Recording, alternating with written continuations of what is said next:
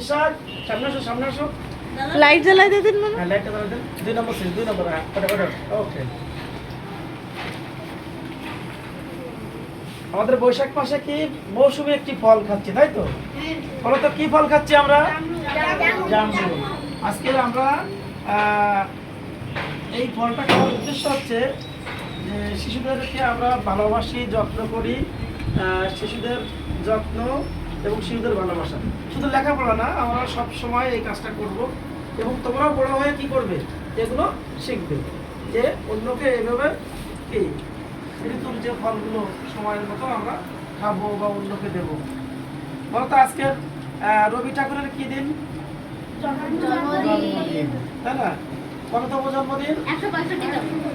165তম জন্মদিন। আজকে 25 বৈশাখ এবং ইংরেজিতে 8 মে। ফাইরুজ তুমি দাঁড়াও, একটু দাঁড়াও দাঁড়াও তোমাদের। হ্যাঁ বেশ, তোমাদের কেমন লাগছে? ভালো।